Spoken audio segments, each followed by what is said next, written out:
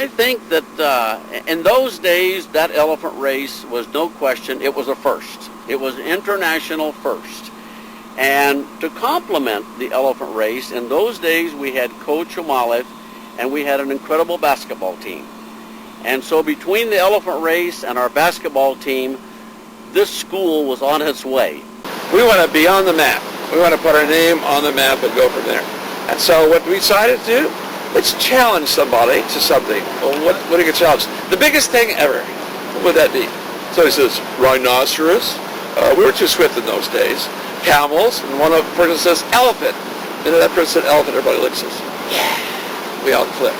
That's going to be the first elephant race in the history of the league. Well, do the elephant stomp if you really want to rock it. When elephants grow weak, they sway from feet to feet, and they go to sleep. Yes, elephants taught me to do the elephant stomp. Stomping is the latest craze since Orange State College had a pachyderm race. California co-eds and frat men too. The elephant dance, if you can do it too. Come on, do the elephant, elephant stomp. Well, baby, do the elephant, elephant stomp. Yes, do the elephant stomp. It's the latest. Okay. Well, as I look around and sitting here on this particular athletic field, I see State College over here to my left, and on the other side by that tent, that's where the maintenance facilities are, your current maintenance facilities, which was our campus in those days. Behind me should be the Langsdorff building, which was under construction at that particular, shortly after our elephant race. And in fact, in our graduating year of 1962, I believe it was Governor Pat Brown came out and dedicated the building. So this actually should be very close to where we actually held the races. At that particular time, it was a cornfield, and we were able to get the farmer to take the corn out and get it cultivated down.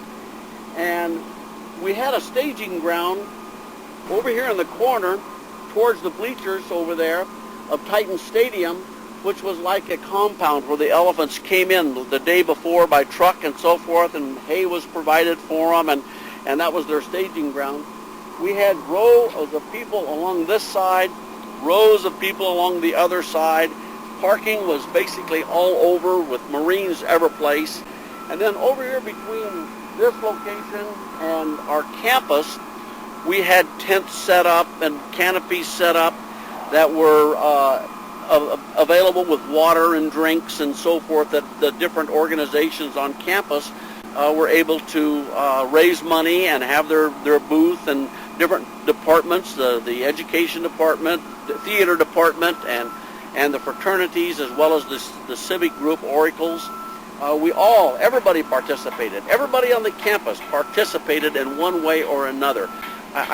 Even the night school group participated. I honestly cannot think of any entity on the campus at that time that wasn't actively involved in the whole affair. And so a long ways from 19 whatever it was to today, to see the buildings, and from 60 to 62, it's incredible. That's all I can say. It's just incredible. I started at the Fullerton Daily News Studio in August of 1959, and one of my very first assignments was to go up to Sunny Hills High School and take pictures and cover the first day of classes of this new school called Orange County State College.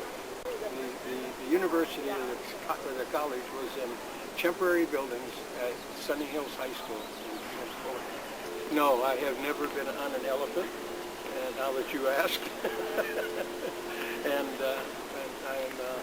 I'm afraid I wouldn't do well on an elephant. It was fun watching them though, and they really put on quite a show. And it went over larger than anybody ever expected.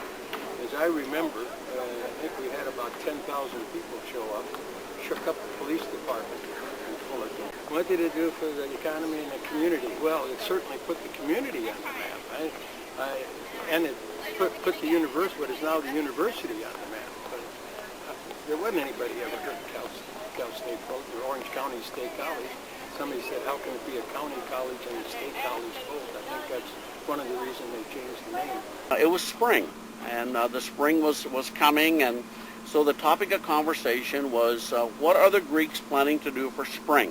And one thing led to another about talking about wild elephants or elephants in general, and so the idea immediately surfaced that, well, if we're going to do something unique for spring, why don't we race elephants?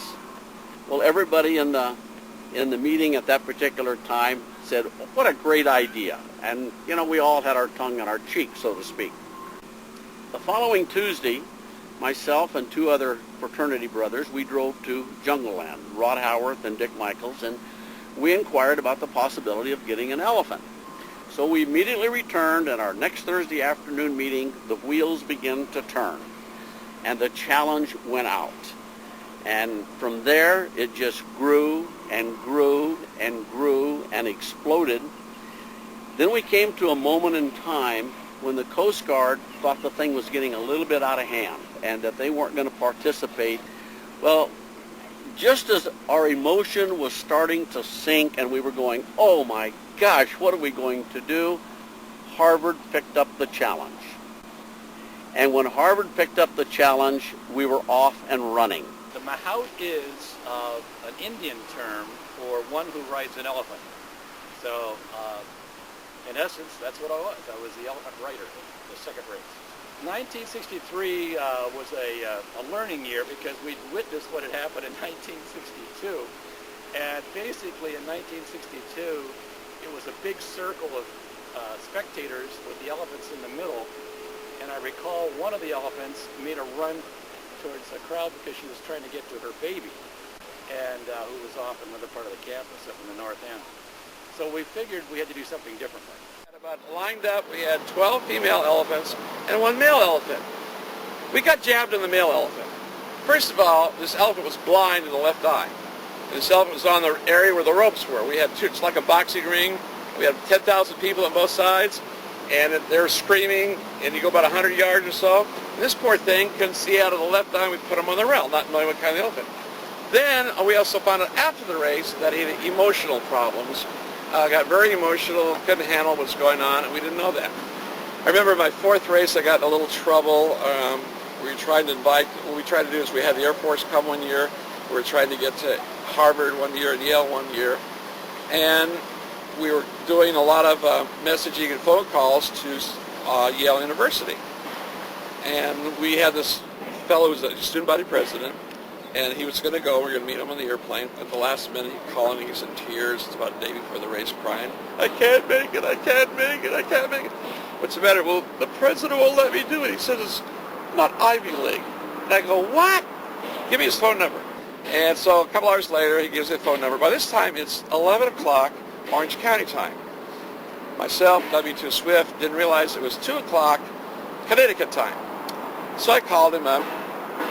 And Mr. Brewster said, hello, Chubby, how are you? And I said, I'm fine. And I said, I'd just like to know why we can't get whoever the fellow is, Johnson, to come over and ride for us. He says, oh, you have an elephant race? Oh, yes, yes, yes. I says, yes, we are. We said, well, that's not quite the way we do it. I said, well, I know. He promised, we all promised. He said, oh, I'm sorry, old boy. I can't do that, okay? So whatever I said, I got a little angry, I said, finally hung up on me.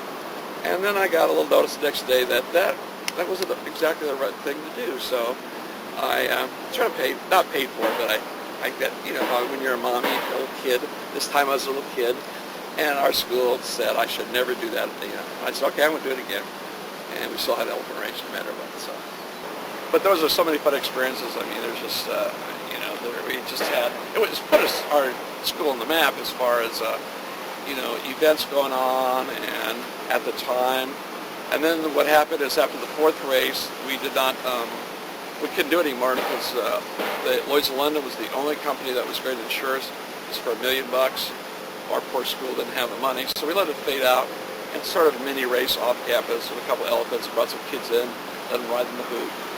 I mean, I think the elephant and Titan is a wonderful thing to use because of the memories, the things that we did in the years 60 to 62. If we have to have some sort of a mascot, I can't think of anything that would be better for us because it did put us on the map. There's no question. Orange County State was on the map. Let's go. Go on, everybody. Get a little bit. Get this party going here. Do the elephant stomp. Do the elephant stomp. Well, do the elephant stomp. If you really want to run